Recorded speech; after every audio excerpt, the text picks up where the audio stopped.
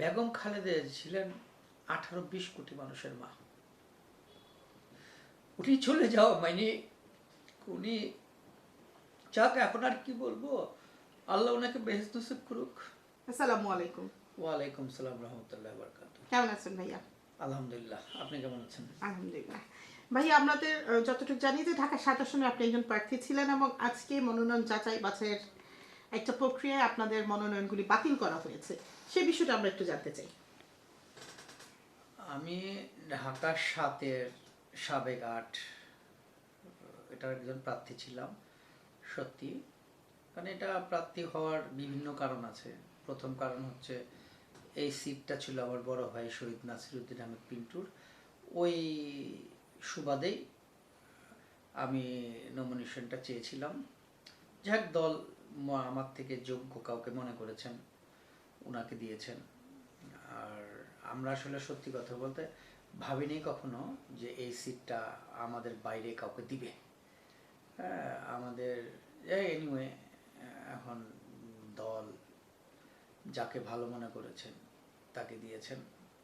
কষ্টটা একটু স্বাভাবিক আছে ভিতরে, কিংবা থাকাটাই স্বাভাবিক।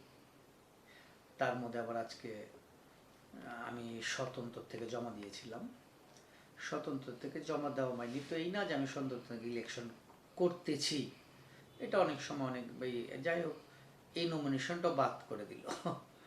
এখন দেখা যাক কি হয়। আগামীকালকে এটার সার্টিফাইড কপি উঠে দেখব, আপিল করবো ইনশাল্লাহ। আপনি একটা কথা বললেন যে স্বতন্ত্র প্রার্থীর নমিনেশন জমা দেওয়া মানে ইলেকশন করা না, তাহলে কি আপনি ধানের শীষের পক্ষে যে প্রার্থী তার জন্য কাজ করতেন কিনা? দেখেন, আমি তো ধানের শীষের বিপক্ষের কেউ না, আমি ধানের শীষের পক্ষের মানুষ। আমি এখানে 7 আসন নিয়ে অনেক দিন যাবত আন্দোলন হচ্ছিল, হামিদ ঠেকাও কিংবা হামিদ ভাই ঠেকাও। হ্যাঁ, তো আমি ওইখানে সম্পৃক্ত ছিলাম না একটা সময়। অনেক দিন পরে আমি এসেছি, বাট আমি কারোর পারপাস সার্ভ করার জন্য না। আমি এখানে এসেছি আমি আমার ফ্যামিলিতে নমিনেশনটা ফিরে পাওয়ার জন্য।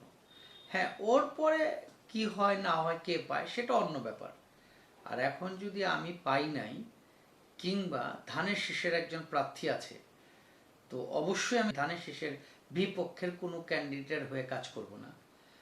আমাকে যদি ধানের শীষের প্রার্থী যদি ডাকে, অবশ্যই আমি তার হয়ে কাজ করব। আর হ্যাঁ, তার হয়ে কাজ করব যদি আমাকে ডাকে, যদি ওইভাবে যথার্থ মূল্যায়ন করে, যে উনি যদি মনে করেন যে আমাকে তার দরকার আছে, আমার হাতেও কিছু ভোট আছে, আমাদের একটা অবস্থান আছে, যদি এইভাবে চিন্তা করেন, তাহলে অবশ্যই যাব। ডাকলে অবশ্যই আমি তার হয়ে কাজ করব। বাট তার কিছু মানুষজন আছে, তাদের বেফাকসা কথাবার্তা ভালো লাগে না, যে কারণে এই আন্দোলন যে আমি লাস্ট মোমেন্টে এসে জয়েন করেছি, তার কিছু লোকজনের বেফাকসা কথাবার্তা। যেমন একটা ছেলে বলছে, উনি এই কথাগুলো প্রতিবাদ করে নাই, আমার রাগটা এখানে। উনি ওনার একজন সমর্থক বলছে, সমর্থক না, ওনার খুব ডাইহার্ড একজন মানুষ বলছে, নাসিরউদ্দিন পিন্টু বলে হামিদের কাছ থেকে টাকা নিয়ে চলছে। তো এই ধরনের কথার যদি প্রতিবাদ উনি না করে, তো উনি পিন্টু ফ্যামিলির আর উনি পিন্টু সমর্থকদের কিভাবে সমর্থন পাবে বলেন, যদি এইগুলো না করে। এবং আপনি যদি জানতে চান এটা কে বলেছে, আমি নামও বলে দিতে পারবো। ওই সৎ সাহস আল্লাহ আমাকে দিয়েছে। আরেকটা বিষয় আমরা দেখতে পাচ্ছি আপনার চেয়ারের পাশে আছে নট ফর সিটিং, এই চেয়ারটি বিষয় একটু জানবো। এই চেয়ারটা হচ্ছে আমার বড় ভাই শহীদ নাসিরউদ্দিন আহমেদ পিন্টু বসতেন, এটা ওনার সিট। তো যে পর্যন্ত আমরা জীবিত আছি ওই পর্যন্ত ইনশাল্লাহ এই সিটটাকে বসবে না, আমরা কেউ বসবো না।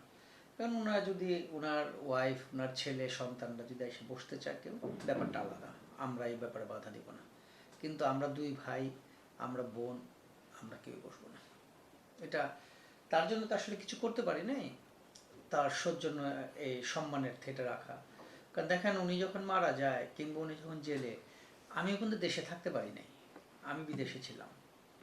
আমি থাকলেও হয়তো ওনার আগে আমাকে মৃত্যুবরণ করতে হতো। বাট আমি ওনার জন্য আসলে সত্যিকার করতে যখন দেশে ছিলাম, যখন উনি সংসদ সদস্য নির্বাচিত হয়, যখন ওই ছাত্র দলের সভাপতি হয়, সেক্রেটারি হয়, তখন আমাদের দুই ভাইয়ের অনেক সাপোর্ট ছিল। এটা আমি আপনাকে খুলে, অনেক যারা ছিল আমাদের সাথে একসাথে রাজনীতি করেছে, আমাদের সিনিয়র ভাইরা, ওনারা বলতে পারবে যে আমার কন্ট্রিবিউশনটা কী ছিল এই ছাত্র রাজনীতিতে কিংবা কেন্দ্রীয় রাজনীতিতে, আমার কন্ট্রিবিউশনটা কী ছিল ওনারা বলতে পারবে। হ্যাঁ, এটা আমার নিজের মুখে না বললেও চলবে। কে না চিনে আমাদেরকে, সবাইকে, বিশেষ করে আমাকেও ব্যক্তিমণিকেও চিনে অনেকেই, কারণ আমার কর্মর গুণেই চিনে। জনাব তারেক রহমান সাহেব আর কোকো সাহেব শুধু তার এই দুইজনের মা ছিলেন না, বেগম খালেদা ছিলেন 18-20 কোটি মানুষের মা। উনি চলে যাও মানে উনি যাক, এখন আর কি বলবো, আল্লাহ ওনাকে বেহেশত নসিব করুক। আর আমার একটাই দোয়া, শোক পরিবারটি যে আছেন, তারেক সাহেব, তার ওয়াইফ, নাতিরা, আল্লাহ যেন তাদেরকে শক্তি দেয়, শোকটা সামলে নেওয়ার শক্তি দেয়। আর বেগম খালেদা জিয়া ছিলেন বাংলার মা, মাদার অফ ডেমোক্রেসি। আশা করি এই পথে হাঁটবে আগামী রাষ্ট্রপ্রধান জনাব তারেক রহমান সাহেব। আমরা যেভাবে খালেদা জিয়া, দেশমাতা খালেদা জিয়াকে ভালোবেসেছি, ইনশাল্লাহ আমরা তারেক রহমানকেও ভালোবাসবো ওইভাবেই। উনিও আরেকটা নজির সৃষ্টি করবেন, সেই আমাদের বেগম খালেদা জিয়ার যে কাজগুলা, কোনো অসমাপ্ত কাজগুলা উনি ইনশাল্লাহ বাংলার জন্য শেষ করবে ইনশাল্লাহ।